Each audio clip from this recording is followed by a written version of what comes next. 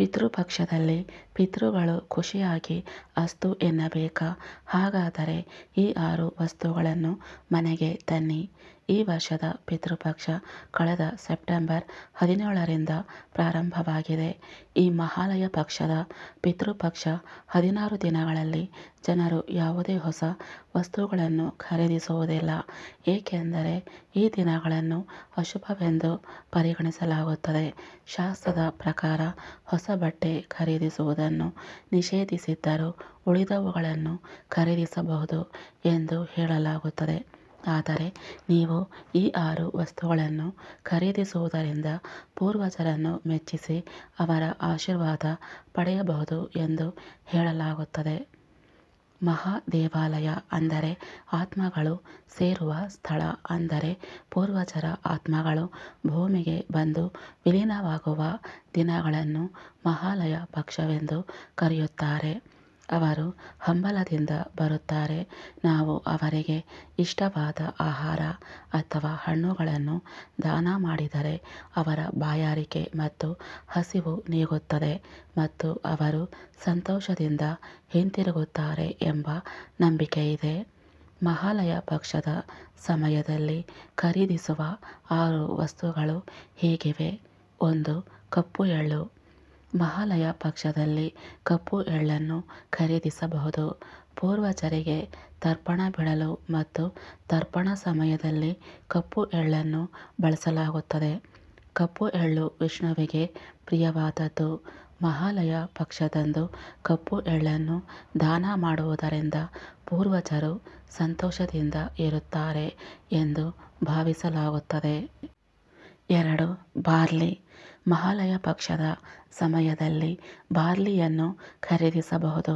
ಬಾರ್ಲಿಯು ಭೂಮಿಯ ಮೇಲೆ ಉತ್ಪತ್ತಿಯಾದ ಮೊದಲ ಧಾನ್ಯವಾಗಿದೆ ಮತ್ತು ಧಾರ್ಮಿಕ ದೃಷ್ಟಿಕೋನದಿಂದ ಚಿನ್ನಕ್ಕೆ ಸಮಾನವೆಂದು ಪರಿಗಣಿಸಲಾಗಿದೆ.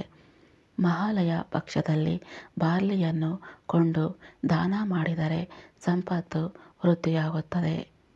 3. ಹೊಸ ಬಟ್ಟೆ.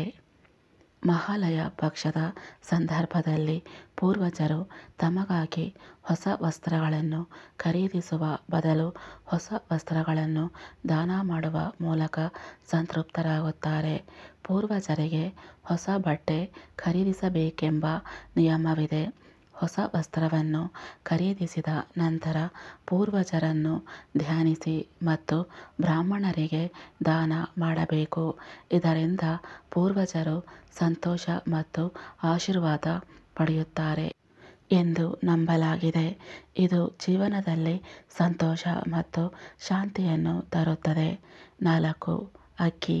ಶ್ರಾದ್ದದಲ್ಲಿ ಅಕ್ಕಿಯನ್ನು ಬಳಸುವುದರಿಂದ ನೀವು ಮಹಾಲಯ ಪಕ್ಷದ ಸಮಯದಲ್ಲಿ ಅಕ್ಕಿಯನ್ನು ಖರೀದಿಸಬಹುದು. ಅಕ್ಕಿಯನ್ನು ಬೆಳ್ಳಿಯಂತೆ ಪರಿಗಣಿಸಲಾಗುತ್ತದೆ. ಪೂರ್ವಜರನ್ನು ಧ್ಯಾನಿಸಿದ ನಂತರವೇ ಅನ್ನದಾನ ಮಾಡಬೇಕು. ಇದರಿಂದ ನಿಮ್ಮ ಸಂಪತ್ತು ಹೆಚ್ಚುತ್ತದೆ. 5. ತೈಲ. ಮಹಾಲಯ ಪಕ್ಷದ ಸಂದರ್ಭದಲ್ಲಿ ಪೂರ್ವಜರಿಗೆ ಎಣ್ಣೆಯನ್ನು ಅರ್ಪಿಸಬೇಕೆಂಬ ನಿಯಮ ಶಾಸ್ತ್ರದಲ್ಲಿದೆ. ಅದರಿಂದ ಅವರು ತೃಪ್ತರಾಗುತ್ತಾರೆ. ಎಣ್ಣೆಯನ್ನು ಖರೀದಿಸಿ ಪೂರ್ವಜರಿಗೆ ದಾನ ಮಾಡಿದರೆ ನಿಮ್ಮ ಜೀವನ ಸುಖಮಯವಾಗಿರುತ್ತದೆ. 6. ಬಿಳಿ ಹೂವುಗಳು. ಪೂರ್ವಜರಿಗೆ ತರ್ಪಣ ನೀಡಲು ಬಿಳಿ ಹೂವುಗಳನ್ನು ಬಳಸಲಾಗುತ್ತದೆ. ಬಿಳಿ ಹೂವುಗಳು ಪೂರ್ವಜರ ನೆಚ್ಚಿನ ಮತ್ತು ಶಾಂತಿ ಮತ್ತು ಸರಳತೆಯ ಸಂಕೇತವೆಂದು ಪರಿಗಣಿಸಲಾಗುತ್ತದೆ.